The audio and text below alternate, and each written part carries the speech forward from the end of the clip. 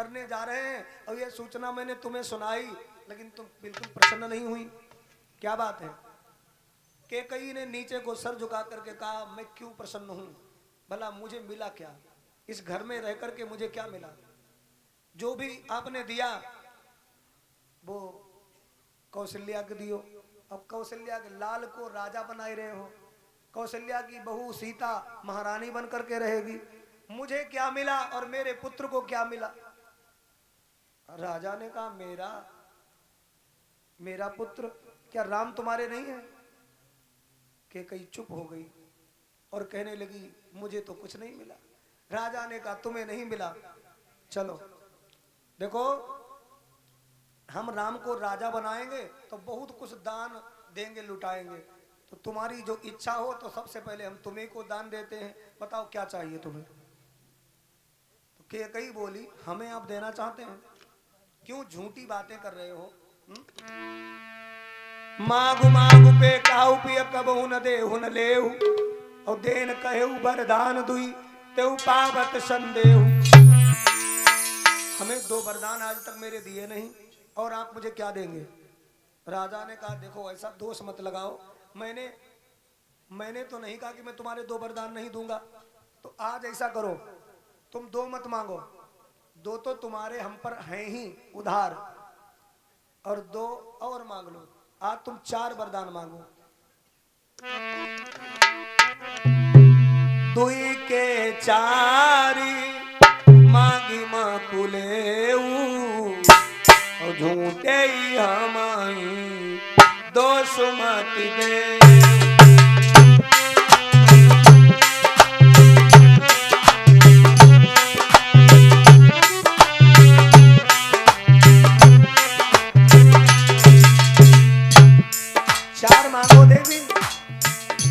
ऐसा अवसर दोबारा नहीं मिलेगा। बहुत प्रसन्न हूं मैं।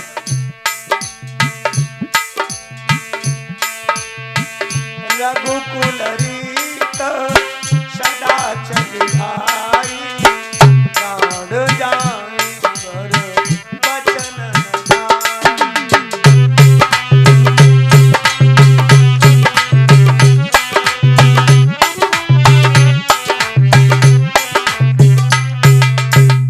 मांगो, क्या चाहिए तुम्हें? तो कैकेयी ने कहा, मुझे विश्वास नहीं होता कि आप मुझे जो मैं मांगूंगी दे पाओगे। राजा ने कहा, रघुवंशी हूं, मेरे ही पुरखा थे राजा हरिश्चंद्र, अपने वचन से पीछे नहीं हटे, और अपने वचन का पालन करने के लिए मेहतर के घर में झाड़ू पोछा किए। मैं उसी वंश का पौधा हूं, मांगो। कैकेयी ने कहा, फिर भी मुझे विश्वास नहीं आता। राजा दशरथ ने कहा, तुम जिस प्रकार से बताओ मैं वैसा करूं, तुम्हें विश्वास हो? कैकेयी ने कहा, जिस प्यारे बेटा राम को राजा बनाना चाहते हो ना, उसी राम की सौगंध खा लो कि जो मैं मांगूंगी आप दे दोगे। अब राजा दशरथ को क्या मालूम था? उन्होंने कहा, मैं अपने प्यारे पुत्र राम की सौगंध खा करके कहता हूं कि जो मांगोगी वही मिलेगा, वही मिलेगा, वही मिलेगा। ध्यान देना, पहले कसम का बड़ा महत्व होता था। कोई कसम खा लेता था फिर पीछे नहीं हटता था। राजा ने भी कह दिया कि हम पीछे नहीं हटेंगे, मांगो क्या चाहिए।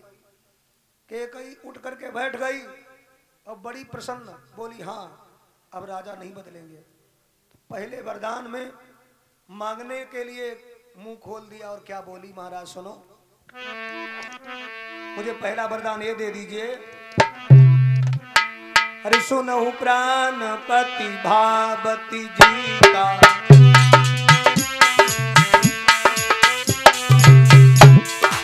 सुनहु प्राणपति भावती जी का, तेहु एक बर भल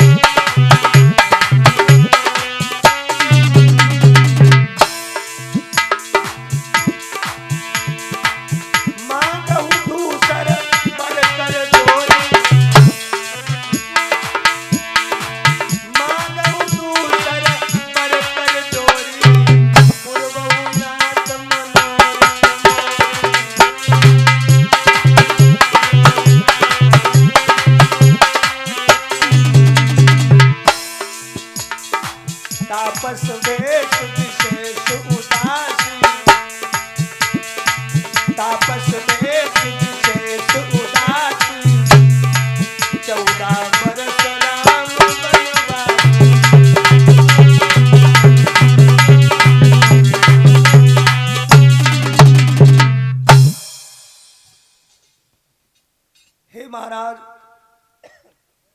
मेरे जो मन को रचो बसो है, मैं वो मांगना चाहती हूं, आप मुझे दे दीजिए। आप राम का राज तिलक करने के लिए जा रहे हैं, राम का राज तिलक मत करिए, मेरे प्यारे बेटा भरत का राज अभिषेक करिए। ये अयोध्या का राजपाट, ये अयोध्या की नगरी का पवित्र मालिक यदि किसी को बनाओ तो मेरे बेटा भरत को बनाओ, ये मेरी इच्छा है। सुनहु प्राणपति भावत जी का, देहु एक वर भरत टीका। और दूसरा वरदान मैं हाथ जोड़ करके मांगती हूं, मांगू दूसर बर कर जोरी, पूर्वनाथ मनोरथ मोरी। तापस भेष, महात्माओं जैसा भेष होना चाहिए, और विशेष उदासी जटाजूत बना करके राम को घर से कह दो निकल जाए, और 14 वर्ष अयोध्या में ना आए, उन्हें वनवास भेज दीजिए। जैसे ही कैकेयी ने ये कहा, राजा दशरथ कहने लगे, देवी मेरे राम ने ऐसा क्या तुम्हारा बिगाड़ दिया जो मेरे निर्दोष राम को ऐसी भयानक सजा? मेरे राम को 14 वर्ष के लिए मैं घर से निकाल दूं? क्यों? अगर तुम चाहती हो कि भरत को राजा बनाए तो मैं भरत को राजा बना दूंगा, मेरा राम कुछ नहीं कहेगा। लेकिन तुम ऐसी बात क्यों कर रही हो? अवधि दूत मैं पठई प्राता, अहि बेग सुनई दो भ्राता। सुदिन सोधि सब साधु सजाई, देव भरत को राजु बजाई। मैं भरत को राजा बना दूंगा, लेकिन ये जो दूसरा तुमने वरदान मांगा है ये मुझे सुहा नहीं रहा है। आखिर मेरे राम का दोष क्या है? अरे जो मेरा बेटा इतना आज्ञाकारी है, मेरी हर समय बात मानता है, मेरा रुख पहचान करके मुझसे वार्तालाप करता है, ऐसे प्यारे बेटा का कोई दोष ना होते हुए मैं कैसे कह दूं घर से निकल जा? देवी ऐसा ना करो, ऐसा ना करो मेरे राम के साथ। और राजा दशरथ रोने लगे। देवी अभी तुम मुझे सच बताओ, क्या तुम यही मांग रही हो या कोई मस्करी कर रही हो? क्योंकि मैं राम के बिना जिंदा नहीं रह पाऊंगा। कैकेयी बोली, मैं मस्करी नहीं कर रही हूं। छाड़हु बचन की धीरज धरहु, जिम अमला जिम करुणा करहु। प्राणेश प्यार सच्चा हो तो नारी के सन्मुख मुख खोलो, और प्रणवीर अगर कहलाते हो तो बोलो एवं अस्तु बोलो। कह दो कि मैंने दे दिया। राजा दशरथ ने कहा, कैसे कह दूं, मैंने तुझे दूसरा वरदान दे दिया, नहीं कह पाऊंगा। और राजा रोने लगे। उन सीधे साधे राजा का और मस्तक घूमा इन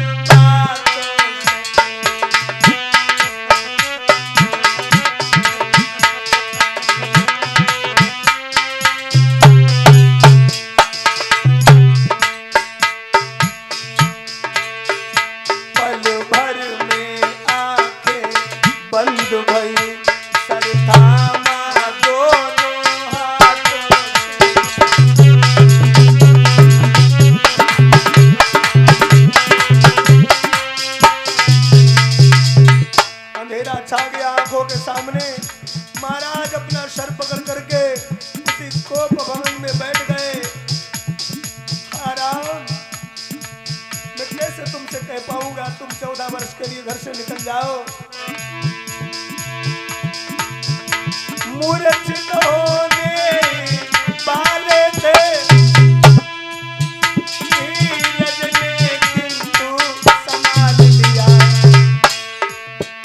पृथ्वी पर गिरने वाले थे सतबल ने बल तत्काल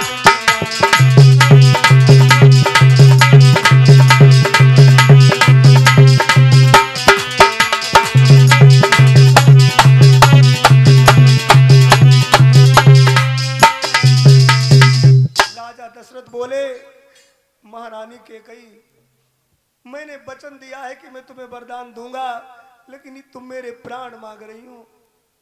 तुमने मेरा जीवन एक दिन बचाया था, आज मेरा जीवन मांग रही हूं। और मेरे राम और मेरे भरत में मैं कोई अंतर नहीं समझता। मोरे राम भरत दुई आखी और सत्य काऊ करी शंकर सा।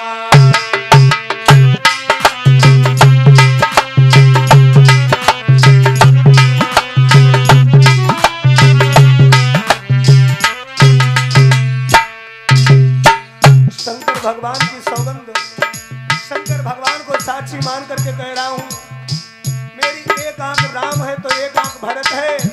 कोई नहीं चाहता कि मेरे शरीर से एक आंख अलग हो जाए। इसलिए महारानी बात के कई मेरी, बात के कई मेरी मान लीजिए, राम को न रानी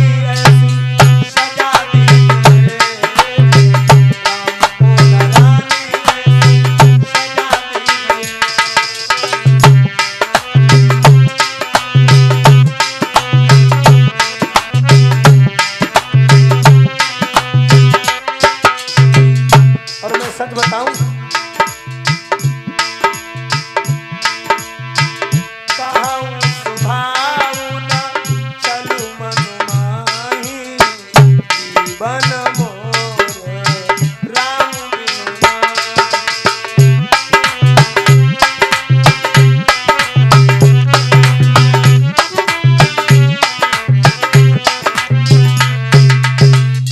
कहूं सुभाऊ न चलू मन माही, जीवन मोर राम बिन नाही। मैं राम के बिना जिंदा नहीं रह पाऊंगा। और राजा दशरथ ने आज हाथ जोड़े हैं अपनी महारानी कैकेयी के सामने, चरणों में मस्तक रखने के लिए। बड़े देवी मेरे राम को हमसे अलग ना करो। मैंने बुढ़ापे में 4 बेटा पाए हैं और राम मेरे आंखों के तारे हैं। मेरे आंखों की रोशनी छीन रही हो तुम। मैं नहीं रह पाऊंगा राम के बिना। और राजा दशरथ बहुत प्रेम करते हैं राम से। रोते रोते समय गुजर गया, लेकिन कैकेयी वचन से मुकर नहीं रही है, हट नहीं रही है। ध्यान देना, समय गुजर गया, पूरी रात्रि हो गई, सवेरे का समय हो गया।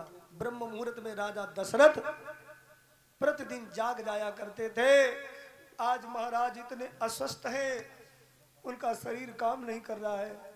उन्हें लगता है कि राम जिस दिन चले जाएंगे अयोध्या से तो मैं नहीं जी पाऊंगा। तो आज अपने गुरुदेव को ब्रह्म मुहूर्त में प्रणाम करने तक नहीं पहुंच पाए। सुमंत मंत्री स्नान ध्यान करके कुल गुरु वशिष्ठ जी के चरणों में जाकर के निवेदन और प्रणाम करते हैं। तो वशिष्ठ जी ने सुमंत मंत्री से कहा, मंत्रीवर, आज राम का राज तिलक होना है और राजा दशरथ की अभी तक नींद नहीं पूरी हुई। जाकर के देख आओ भवन में क्या कर रहे हैं।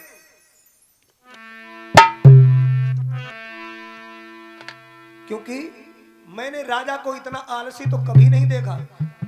अरे पिछले पहर भूप नित जागा,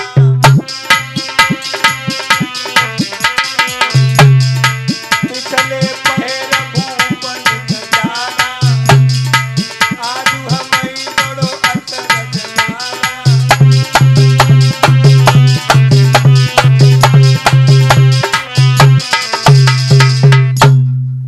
आज मुझे बड़ा आश्चर्य हो रहा है कि राजा दशरथ अभी तक जगे नहीं। पहले का जमाना था जब कोई देर में जगता था तो लोगों को आश्चर्य होता था। और आज कलयुगम अगर कोई बहुत ज्यादा जल्दी जग आवे तो लोग का बात भैया तबीयत ना ठीक, क्या परेशानी है, बड़ा जल्दी जग आए। अरे ब्रह्म मुहूर्त में तो जगना ही चाहिए। राजा दशरथ एक दिन लेट हो गए तो वशिष्ठ जी कहते हैं आज हमें बड़ो अचरज लागा, जाओ मंत्री पता लगाओ। मंत्री गए, महाराज भवन में नहीं मिले, सीधे कोप भवन में पहुंचे तो ऐसा लग रहा है कोई सिंघिनी खड़ी हो और शिकार घायल पड़ा हो। राजा दशरथ ऐसी अवस्था में महाराज कोप भवन में पड़े हुए हैं। हाथ जोड़े मंत्री ने, महाराज क्या बात है। महारानी कैकेयी ने कहा, मंत्री सुमंत तुम राज दरबार के मंत्री हो, हम पति पत्नी के बीच का रहस्य ऐसे नहीं जान पाओगे। रानी बोली राम को लाओ यहाँ सुमंत, और कारण विदित हो जाएगा तुमको अभी तुरंत। इधर राम जी स्नान करने जा रहे थे, उसी समय पहुंच गए मंत्री सुमंत और कहा राम स्नान बाद में करिए, पिताजी ने बुलाया है, चलिए। कहा कि चलते हैं। मंत्री ने कहा नहीं महाराज, प्रभु राम, हे राजकुमार आप मेरे साथ शीघ्र चलिए। तो राम भाइयों दौड़ते हुए आए को भवन में, पूज्य पिताजी को देखा, बोले पिताजी क्या बात है? मैया मेरे पिताजी को क्या दिक्कत हो गई? तो कैकेयी बोली बेटा राम ये तुम्हारे मोह के कारण रोए रहे हैं। मेरे 2 वरदान इनसे थे, आज मैंने इनसे मांगे और ये तुम्हारे मोह के कारण रो रहे हैं। राम ने कहा मैया 2 वरदान मांगे, उन वरदानों में क्या ऐसा मांग लिया जो मेरे पिताजी इतने रो रहे हैं? तो कहा बेटा सुनो, कोई बहुत बड़ा कुछ मांगा नहीं है, फिर भी तुम्हारे पिता रो रहे हैं। अरे मांगा या तिलक भरत को 14 बरसों वनवास तुम्हें, यही सुन नभ मूर्छा बंद हुए इच्छा दिल के पास तुम्हें।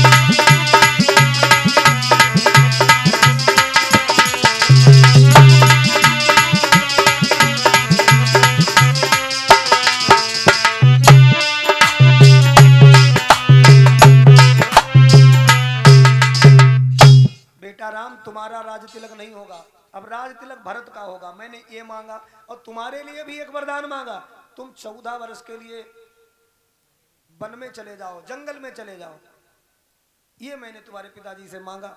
और ये इसी बात को सुनकर के महाराज की ये दशा है। राम ने हाथ जोड़े और कहा पिताजी आप इसलिए रो रहे हो, मेरा छोटा भैया भरत राजा बने मुझे बहुत खुशी है, और हमें वनवास में भेज रही है माँ, तो मुझे कह दीजिए जाओ। क्योंकि महात्मा ज्ञानी विद्वान जंगल में ही रह करके तपस्या करते हैं, सत्संग करते हैं। जंगल में जाऊंगा तो वहां पर खूब भजन करूंगा, संतों का दर्शन करूंगा, सत्संग सुनूंगा, मेरा तो कल्याण हो जाएगा। और पिताजी इस छोटी सी बात के लिए इतने दुखी क्यों? और बोले अरे थोड़ी बात पितई दुख भारी,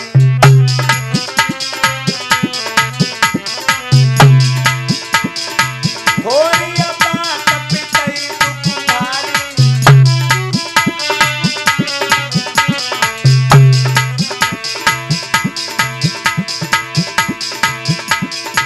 होती प्रतीति न मोई महतारी।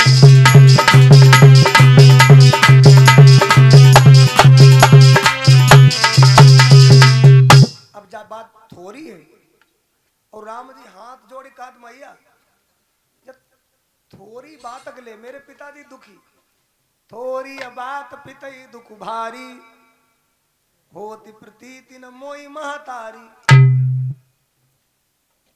किसहु को महाराज है भोजन करान के लिए निमंत्रण करियावो, अब वो आए कि बैठ जाए और महाराज पंगति में और थाली सामने आ जाए और खाने के लिए आगे कौर उठावे, उसे समय पर कहो उठो चलो थाली में रखो, चलो तुम्हें नहीं खाई खबई।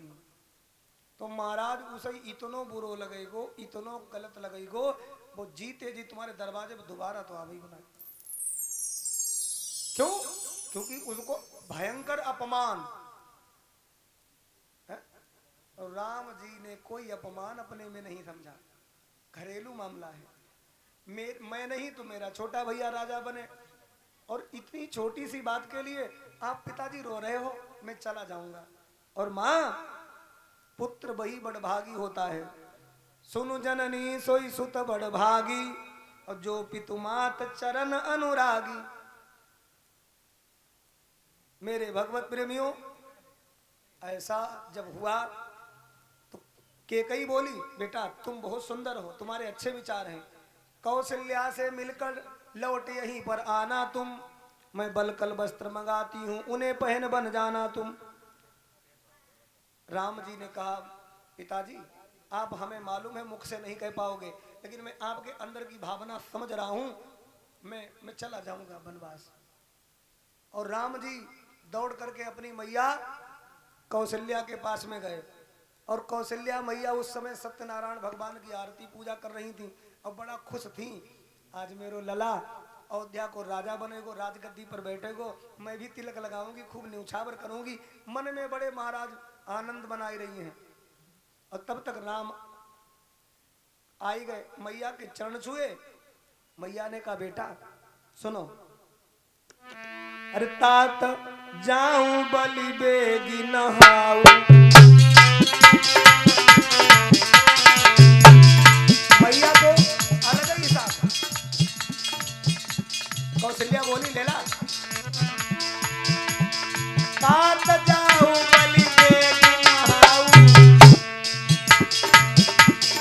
जो मन भाव मधुर कछु खाऊं।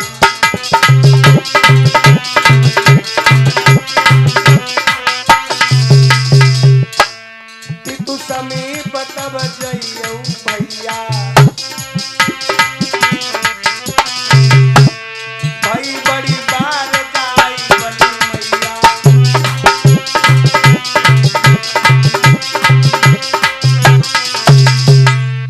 कौशल्या मैया कछु ना मालूम कि राम कहाँ से आए रहे। राम जी को देखो और का बोली, लला जाओ जल्दी स्नान कर आओ। तात जाऊ बलि बेगी नहाऊ, जो मन भाव मधुर कछु खाऊ। जो मन में आवे थोड़ो हल्को फुल्को खाई लियो, क्योंकि आज तो मैं गुरुजी बुलाएंगे और पिताजी बिठा लेंगे, फिर हमारा सुंदर से पाटा पर बैठना पड़ेगो और बड़ी देर तक स्वास्थ्य वाचन होएगो, ऊपर से मंत्र पढ़े जाएंगे, गंगा जल छिड़का जाएगा, नहाओगे और उसके बाद में राजमुकुट पहनाया जाएगा। बेटा बहुत देर लग जाएगी तुम्हें आज। देखो माता का हृदय बड़ा कोमल होता है। अगर कोई दुख भरी सूचना घर में आवे और कहूँ महाराज कोई देखन जानक होए, अंतिम संस्कार में जानक होए, तो माताएं का कहती, जैसे अब हम दूसरे का कहें, हमारी माता जी कोई स्वभाव सबकी लगभग ऐसी होती माताएं। कहूँ जान कोई सूचना आ जाए तो माता का कहती, अरे कुछ खाई ले, हुआ बहुत देर लग जाएगी, पता नहीं कितनी देर हुई पई, शाम हुई जाइए, कुछ खाई लो। जे कहती कुछ खाए के जाओ, हुआ देर लग जाई, गतक्रिया कर्म हो न बहुत समय लग सकते है, और तुम बेटा कुछ खाई लो। तो ये माता का हृदय है। माता अपने आप भूखी रह सकती है, लेकिन अपने बच्चे से महाराज यही कहती, लला खाई खाई ले, या कौन देखत कुछ भी हो, लेकिन अपने बच्चे का महाराज हित चाहती है। यही से कौशल्या बोल रही है, तात जाई बलि बेग नहाऊ, जो मन भाव मधुर कछु खाऊ। और पितु समीप तब जइयो भैया, पिता के सामने बाद में जइयो है, पितु समीप जइयो तब भैया, और भई बड़ी बार जाई बलि मैया। और कौशल्या मैया अपने लला के से हथेली चूम रही और महाराज चुम्बन ले रही और बार बार ऐसे कर रही, आज मेरो लला राजा बनेगो, आज राजा बनेगो। ये भाव है। राम ने हाथ जोड़े, मां राजा तो मैं बन गया, लेकिन अयोध्या का नहीं, अयोध्या का राजभार मेरे भैया भरत संभालेंगे, और मैं बड़ा भैया हूं ना, इसलिए मैं जंगल का राजा बन गया हूं। पिता दीन मोहि कानन राजू, जहां सब भांति मोर बड़ काजू। मेरा तो कार्य है जंगल में जाने का। मैं 14 वर्षों के लिए वन की यात्रा करने जा रहा हूं भैया, इसीलिए आपसे आज्ञा मांगने आए हैं। राम ने बड़ा प्रेम से कहा। कौशल्या बोली, वनवास जा रहा है 14 वर्षों के लिए, किसने कह दिया? तो कहा पूज्य पिताजी की इच्छा है। कौशल्या बोली, पिता ने कह कैसे दिया? मैं मां हूं, पिता से ज्यादा अधिकार मां का होता है पुत्र के ऊपर, मैं नहीं जाने दूंगी, ऐसे मैं नहीं जाने दूंगी। तो राम ने दोनों हाथ जोड़े और कहा, मैया केवल पिताजी की आज्ञा सम्मिलित नहीं है, इसमें माता की पूर्ण सहमति है। कौन सी मां? राम ने कहा, मझली मां। आजकल की मैया होती तो जा कह देती, कौशल्या है माता की जगह पर और कोई हो तो वो जय कहे तो कौन होती है के कही, अपने लला क्यों ना भेज, हमारे लला को जंगल में भेजने का जरूरत है, जाके नियत ना ठीक है, मेरी लाश जलती है, ऐसे कहती। लेकिन कौशल्या ने कहा बेटा अब मैं कुछ नहीं कहूंगी, क्योंकि मैं भी तेरी माँ हूं, जितना अधिकार मेरा तेरे ऊपर है उतना ही अधिकार कैकेयी महारानी का भी है, वो भी तेरी माँ है, तुझे उनके वचन का पालन करना चाहिए। जाओ बेटा, मैं जैसे रह पाऊंगी वैसे रह लूंगी, मैं तुम्हें रोक नहीं पाऊंगी। यदि यदि अकेली मैं होती तो मैं रोक भी लेती, तुम्हारे पिताजी से तुम्हारे प्रति लड़ भी जाती, लेकिन अगर मैंने तुम्हें रोक लिया तो मेरी बहन कैकेयी कहेंगी कि मेरी आज्ञा का पालन नहीं करवाया कौशल्या ने अपने लला से। इसलिए आज मैया कौशल्या राम के गले से लिपट गई और अपने लला को छाती से लगा करके रोने लगी और बोली क्या होना था वो क्या हो गया, हे विधना यह क्या चक्र रचा, हे भीषण परिवर्तन कैसा।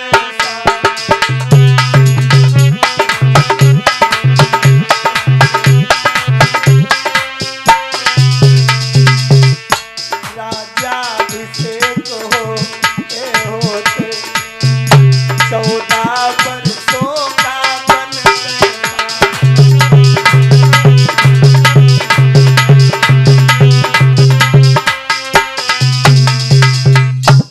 और कौशल्या एक बात कहने लगी बेटा या को नहीं कछु सोच हिये में, पुर के सब लोग मोई दोष धरेंगे, कैकेयी कौन अपराध कछु लिखे विधि अंकन टारे टरेंगे, बिंदु यही एक सांसत है और अनर्थ के वज्र परेंगे, लाल तिहारे सिधारत ही महिपालो मोहि अनाथ करेंगे। बेटा तुम जब चले जाओगे तो मुझे ये मालूम हो रहा है कि तुम्हारे पिताजी जीवित नहीं रह पाएंगे और मुझे अब वैधव्य रूप में जीना पड़ेगा, मेरी मांग का सिंदूर मिट जाएगा। ऐसे बिचारी रो रही हैं और राम ने जैसे एक कदम आगे बढ़ाया तो सीता जो थी वो खड़ी तो भवन में ही थी, लेकिन पर्दा पड़ा था आड़ में खड़ी थी।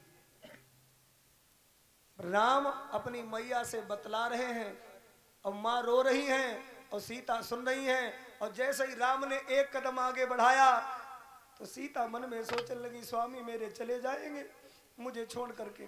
तो सीता की पुरानी जो बहुएं होती थी बड़ा मर्यादा लाज से रहती थी, बीच में नहीं बोलती थी, तो सीता बीच में नहीं बोली और क्या किया, अपना पैर ऐसे धीरे से धमक से पृथ्वी पर महाराज पटक दिया, मानो ऐसे एक कदम चली सीता जी भी तो उनके पैरों की घुंघरू की आवाज हुई। लिखा है अरे चारु चरण नक लेखति धरनी,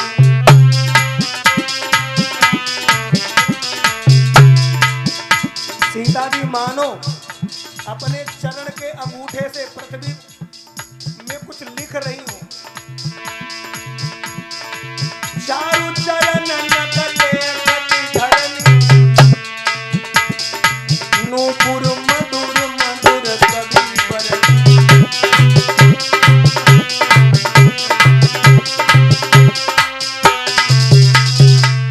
चारु चरण नक लेखति धरनी, नूपुर मुकर मधुर कवि बरनी। उनके पायल की झनकार हो रही है, क्योंकि सीता जी कहती हैं इन्हीं पायल की झनकार से एक बार मेरी तरफ देखने लगे थे। कहाँ, जब मैं पुष्प वाटिका में गई थी गिरजा भक्ति का पूजन करने के लिए, और मेरे पैरन की छन्न छन्न की आवाज सुनी तो फूल तोड़ रहे थे और फूल तोड़ना छोड़ के हमारी तरफ देखने लगे, तो आज नहीं देखेंगे। जैसे ही छन्न छन्न की आवाज पायल की भई तो राम जी समझ गए सीता से मिल लेना चाहिए। सीता देवी के पास में गए, कहने लगे देवी माता की सेवा करना, पिताश्री का बड़ा आदर करती रहना, यहीं रहो, और 14 वर्षों का समय बहुत बड़ा नहीं होता है, मैं जल्दी ही लौट आऊंगा, प्रेम पूर्वक रहो। सीता मैया ने कहा हे प्रभु आप मेरे स्वामी हैं और स्वामी जाकर के वनवास का समय बिताए और मैं यहाँ महारानी बन करके रहूं? नहीं, मुझे भी अपने साथ ले चलो। प्राणनाथ तुम बिन जग माही, मोकहु सुखद कतहु कछु नाही।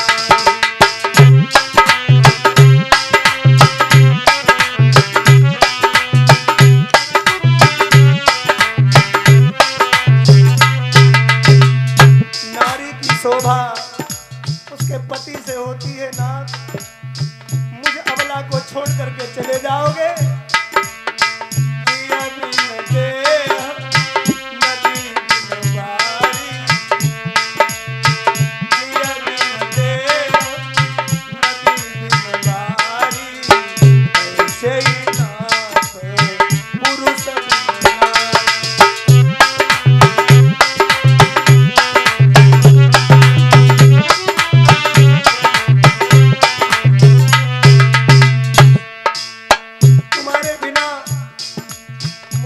राजभवन भी सुख नहीं दे पाएगा। इस दासी को अपनी सेवा करने के लिए ले चलो ना। मैया कहना दो एक बार मुझे साथ में ले चले। सीता रोती है, कभी अपने पति के चरण पकड़ती है तो कभी अपनी कौशल्या सास मैया के चरण पकड़ती है। माँ मुझे भी आज्ञा दे दो, कह दो इनसे कि मुझे ले चले। राम ने कहा मैया यदि मैं इनको ले जाऊंगा मझली में माँ क्या कहेगी?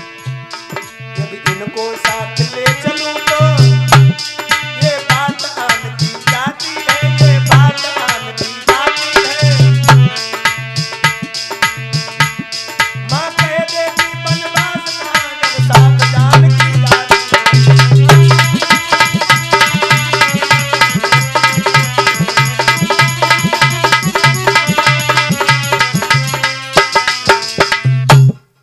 भगवान राम ने कहा देवी हंस गमन तुम नहीं बन जोगु, तुम हंस कुमारी हो, तुम बन के योग्य नहीं हो। और यदि मैं तुमको साथ में ले जाऊंगा तो सुनी अपजस मोई दी है लोगु, मुझे लोग क्या कहेंगे?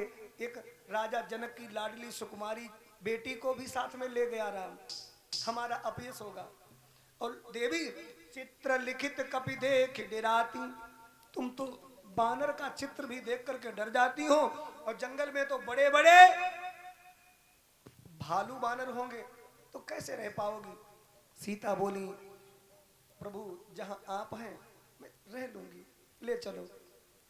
सीता जब ज्यादा रो रही हैं सोई कौशल्या ने कहा राम जब तेरी मझली माँ तुझे वनवास भेज सकती हैं तो क्या मैं तेरे साथ इस तड़पती हुई मछली सीता को नहीं भेज सकती? जाओ बेटी सीता, बेटा ले जा इसे। अब सीता को भाइयों आज्ञा मिल गई, सीता जाने को तैयार हो गई। लेकिन अभी एक वीर और है इस अयोध्या में रह रहा है जिसका नाम है लक्ष्मण। क्या कहना उस वीर धुरंधर लक्ष्मण का।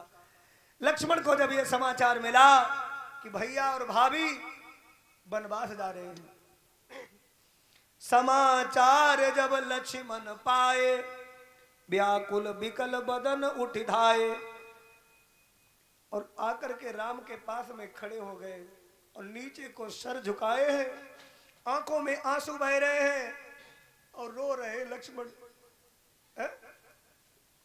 रो रहे हैं लक्ष्मण। अभी ठहर जाओ थोड़ा। लक्ष्मण रो रहे हैं और भैया श्री राम ने देखा लक्ष्मण क्या बात है तुम क्यों रो रहे हो? लक्ष्मण ने कहा प्रभु मैं क्या कहूं, अरे कहीं न सकत कछु सकुचत ठाणे,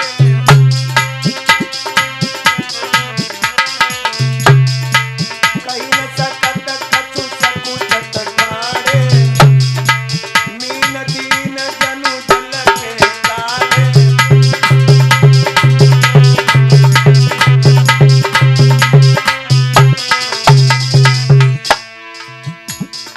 भैया भैया यदि आप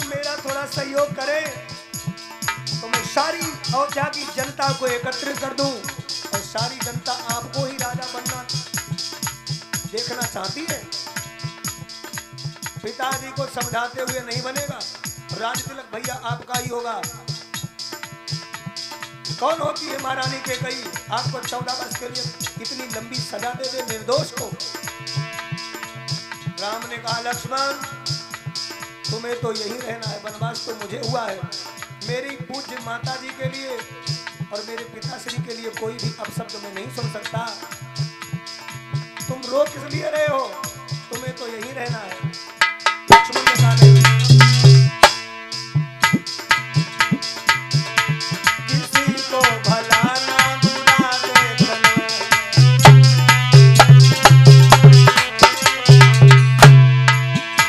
किसी को भला ना बुरा देखना है, हमें तो तेरा फैसला देखना है।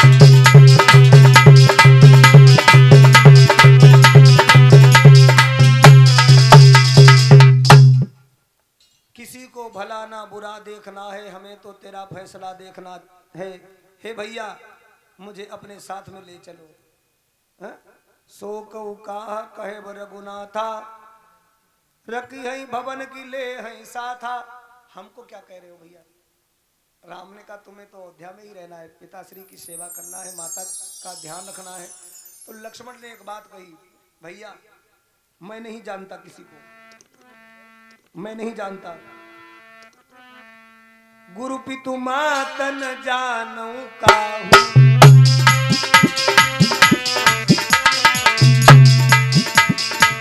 गुरु पितु मातन जानू काहू, भैया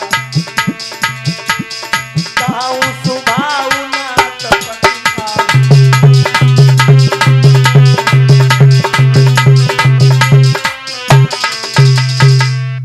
मैं माता पिता और किसी को नहीं जानता, सच बता रहा हूं भैया, मैं आपको ही सर्वस्व मानता हूं और मैं आपके साथ में चलूंगा तो आपकी खूब सेवा करूंगा। है? हे मेरे बड़े भाई तेरे साथ ही चलूंगा, हे मेरे बड़े भाई। अरे जल के बिना कदाचित मछली शरीर धारे, पर मैं न जी सकूंगा भैया बिना तुम्हारे। और वन में चल के भैया मैं सेवा टहल करूंगा, ए मेरे बड़े भाई तेरे साथ ही चलूंगा। और इतना कह करके लक्ष्मण रोने लगे। सोई राम जी ने एक बात कही, भैया लक्ष्मण यदि चलना चाहते हो तुम मांगऊ बिदा मात सन जाई,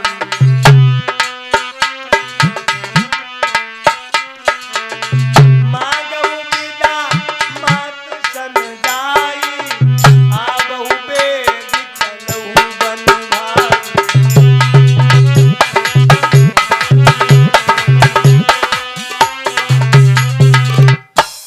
अपनी माता सुमित्रा देवी से जाकर के आज्ञा ले आओ। मांगऊ विदा मात सन जाई, आबऊ बेग चलऊ भन भाई। तो लक्ष्मण जी एकदम जल्दी में दौड़ करके मैया सुमित्रा के पास में गए और कहने लगे मैया मैया बड़े भ्राताश्री वनवास में जा रहे 14 वर्षों के लिए और भाभी भी जा रही हैं, मेरे लिए क्या आज्ञा है? सुमित्रा बोली बेटा तुम्हारे लिए आज्ञा, तुम जाना चाहते हो? बहुत बहुत सुंदर तुम्हारे विचार हैं, जाइए। जो पेशी राम बन जाही, अबद तुबार काज कछु नाही। अगर राम सीता को वनवास है तो तुम्हारे लिए क्या यहाँ सुख है? तो तुम भी जाओ उनके साथ, सेवा करो, ये तुम्हारा धर्म है। और बेटा तुम राम के भगत निकले, आज मैं तुम्हारे मुख से ये सब सुन करके बड़ी धन्य हो गई, बड़ी प्रसन्न हो गई, क्योंकि आज मुझे लगो कि मेरे गर्भ से एक भक्त का जन्म हुआ। आज मैं पुत्रवती हो गई। जितनी माताएं बैठी हैं ध्यान से सुनना, सभी माताएं पुत्रवती हों, मेरी ये इच्छा है। और पुत्रवती किस माता को कहते हैं? पुत्रवती कौन सी माता है? जिसकी कोख से राम के भगत बालक पैदा होत। जो माताएं अपने बच्चे को जन्म दे करके राम का भगत बनाती हैं, वो माताएं पुत्रवती कहलाती हैं। ध्यान देना, लिखा है, मैं अपनी तरफ से नहीं बोल रहा हूं। अरे पुत्रवती जुवती जग सोई,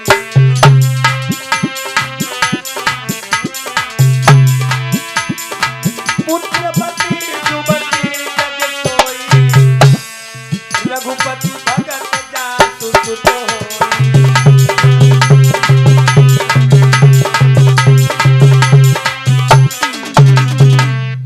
वे माताएं धन्य होती हैं जिनकी कोख से राम भगत बच्चा पैदा होते हैं। ध्यान देना। और जो अपने बच्चन का जन्म तो दे देती, बाद में उन्हें कोई ज्ञान ना सिखाई पाती, कोई अच्छे संस्कार ना दे पाती, कुछ भी महाराज धर्म कर्म ज्ञान मर्यादा कथा सत्संग ना सुनाई पाती, और कभी उनको अच्छो महाराज है व्यवहार बच्चन को ना बना पाती। भाई माताएं जन्म ना देती जिनके बच्चन का ढंग ही ना है, राम कौन भगवान कौन सीता कौन लक्ष्मण कौन, उन्हें कुछ मालूम ही ना है, तो वे पशु जैसे हैं। और पशु को जन्म ना होती, पशु को जन्म ना होती। आज तक तो कबहू तुमने जावा सुनी कि उनके घर में गैया ने बछड़ा का जन्म दो? कोई नहीं कहा था, सीधे सीधे कहा गैया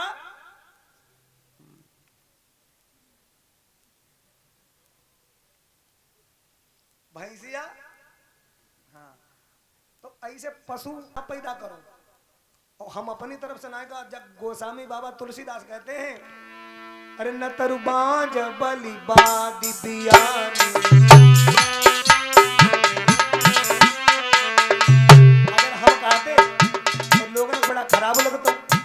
ले व्यास गद्दी पर बैठ के पंडित जी ऐसे कह रहे थे कि जो जिनके भगत बच्चा ना हो भाई माता जन्म ना देती, भाई लोगों को खराब लगता। लेकिन हम ना कहा, गोस्वामी तुलसीदास कहा, न तरु बांझ बलि बादी बियानी, राम विमुख सुत तेहि प्रदानी।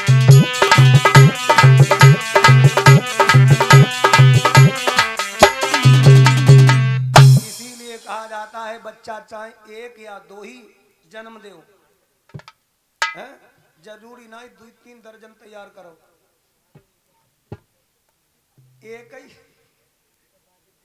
एक ही दुई हो भले, लेकिन उन्हें संस्कार तो देव बढ़िया है। आपने देखो हुई है सुगरिया कहते मारी होत, लेकिन कोई ज्ञान हुई नहीं। महाराज नाली ने कुछ कुछ कुछ कुछ कुछ करते घूमत है, और मन हो जैसो खाई ले, मन हो जहां लेट जात लोट जात पोट जात है। और भैया तो हम काऊ के लिए ना कह रहे भैया, तो कहने मतलब अपने बच्चन को इंसान बनाओ। जन्म तो दे दो, लेकिन बाद में कुछ सिखाओ ही ना। अपने बच्चन को कथा सत्संगम को बोल ही ना ही गए।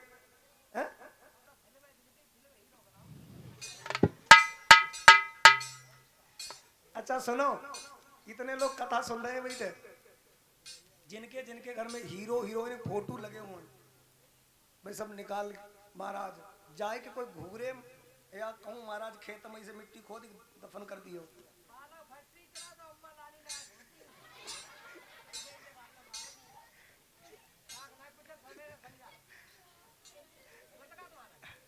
कहा तो लला सही हो। अच्छा सुनो, जितने महाराज जैसे लोग चित्र देखते हैं, जैसे देखोगे चित्र वैसा ही बनेगा चरित्र। इसलिए घर में चित्र अच्छे लगाओ। यदि तुम्हें चित्र लगाने हैं तो अपने गुरुदेव का लगाओ, अपने माता पिता का लगाओ, राणा प्रताप का लगाओ, भगवान श्री राम का लगाओ, दुर्गा मैया का लगाओ, भगत सिंह का लगाओ, चंद्रशेखर आजाद का लगाओ, राम प्रसाद बिस्मिल का लगाओ। ऐसे महान क्रांतिकारी भक्तों के चित्र लगाओ। अपने पूजनीय जो हैं उनके चित्र लगाओ। इतिहास में जो बड़े श्रेष्ठ वीर कहलाए, ऐसों के चित्र लगाओगे तो सवेरे सवेरे बच्चा उन पर निगाह डालेंगे। और उनके मन में आता है कि जो चित्र किसको है, जिन्हें ना मालूम है, पूछत मम्मी जे कौन है, जे कौन है। इन्होंने क्या किया, मेरे घर पर एक चित्र लगा था जिसमें पितामह भीष्म जो थे वो बाणों की सैया पर लेटे हैं, भगवान श्री कृष्ण खड़े, अर्जुन खड़े, ये सब।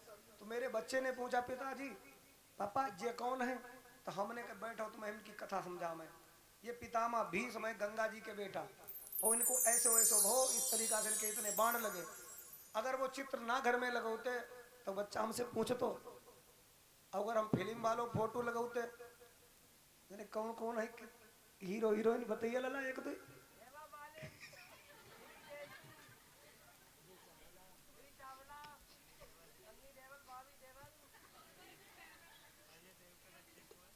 ऐसे ऐसे अगर फोटो लगौते तो बच्चा कहते जय कहाँ है, तो फिर हमें वो बताओ ना पड़तो।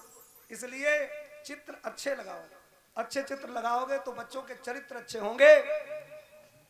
हाँ, इसलिए जननी जने के पुत्र जन के दाता के सूर, और ना ही तो तू बांझ बनी रे मती गवावे। बच्चों को अच्छी बातें ही सिखानी चाहिए। अब हमें एक बात याद आएगी। एक गांव में एक औरत ने अपने बच्चा का समझाओ और सिखाओ का, छोटो बच्चा वही का सिखाओ, लल्ला जब तुम्हें पेशाब लगे करो तो तुम जा कहियो हम गाना गई, कोई पता नहीं लगे भाई हम समझ ली। तो बच्चा जब टॉयलेट लगे तब वो सीधे जा कहे मम्मी हम गाना गई। मम्मी बोली वो जब नाली में गाई दे जाए, तो वो नाली तीर खड़ो को गाना गाए आवे। अब धीरे धीरे समय गुजरते चलो। वो एक दिन भयो का पड़ोसिन के यहाँ बारात, तो भाई आए कहाँ लगे समझ के, और ठीक समय से आ जाइयो, ढोलक बजाई दियो आए के, ठीक है। हाँ, और हमारे घर पे बारात है, तुम्हें आना जरूरी है। तो वे कहने लगे कैसे ही हमारा टम्पू छोटो है। तो उन्होंने कहा टम्पुआ छोटो है कोई बात नहीं, तुम अपने ससुर जी के पास लिटा दियो बब्बा के पास। तो कहने लगी चलो ठीक है हम चलिए यहीं। बच्चा जब उनको सोई वो टम्पू टम्पू पर काटती रहे, वही का टम्पू उठाओ और बाबा के लिटा दो। और कहने लगी दद्दा हम जा रहे ढोल बजाऊं। कहाँ लगे अरे जाओ, मैं तो चली गई ढोल बजाऊं। अब जब माताएं बहनें जब इकट्ठी होती ना ढेर दिन के बाद, तो ये ऐसा ढोल बजाती समय की तरफ दिखती है ना, के तो बज जाए, के तो समय हो जाए 1-1:30 बज गो, गम गम गम गम ढोलक हो मार।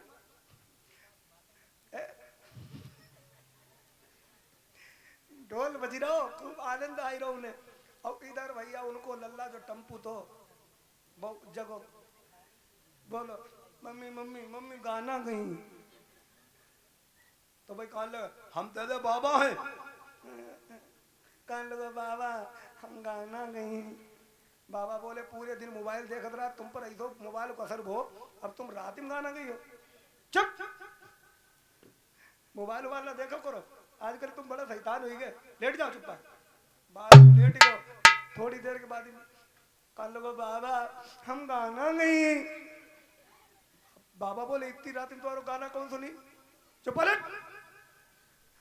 अब फिर चुप्पा मारा डर के मारे लेट गो, लेकिन फिर वो उठो कान लोगो अब को गाना नहीं रुके। वो कान लोगो बाबा हम गाना गई।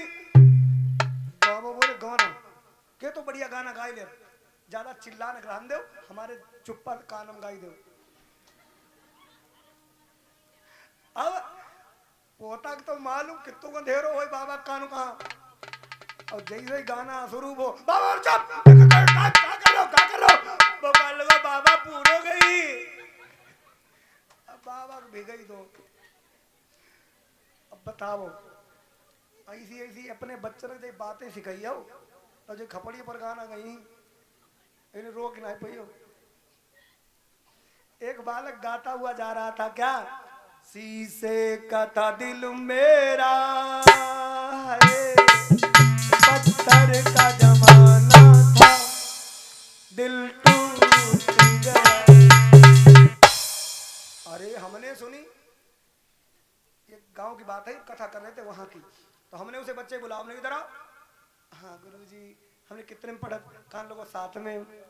तो हमने कहा भाई पढ़ाई लिखाई कर ले, अब भाई शीशे का दिल मेरा और टूट गया, अब टूटी वो, चलो तुम्हारे घरे शिकायत करेंगे चल के हैं। तो बच्चा एती तेज भगो ऐसा हो जाए मेरे पीछे ही आई जाए। अच्छा हम थोड़ो चले गए, और बच्चा को घर थोड़ी दूर पर तो किवाड़ खुले रहे, बच्चा घुस गो, किवाड़ लग गए। अच्छा हम गए चुपचाप, धीरे धीरे धीरे धीरे गए और जाए के इस आंखों किवाड़ा खोल लो और हम चौकट पकड़ के इसे खड़े हुए, हमने देख ले कि मम्मी क्या कर रही है। अच्छा उसकी मम्मी हमारा रसोई घर में बैठी थी और ऐसे आटा मार रही थी और पास हम उनके मोबाइल बजे, वही मोबाइल में गाना का बजे, अरे कोई परदेसी मेरा दिल ले गया, जाते जाते प्यार की निशानी दे गया। हम समझ गए लल्ला कोई गलती नहीं है, लल्ला कोई गलती नहीं भैया, उनको दिल परदेसी नहीं, वो लल्ला का दिल टूट हो जाए। जब माताएं अपने घर में फिल्मी गाना गाएंगी और पति पत्नी में बच्चा छोटे छोटे हैं, उनके सामने माता पिता लड़ी रहे, वो बच्चन पर पूरा प्रभाव पड़ रहा हो। इसलिए छोटे छोटे बच्चा घर में हों तो लड़ाई झगड़ा माता पिता को नहीं करनी चाहिए, ये बच्चन पर सब असर पड़ते हैं। या तो बच्चा पढ़न चले जाए,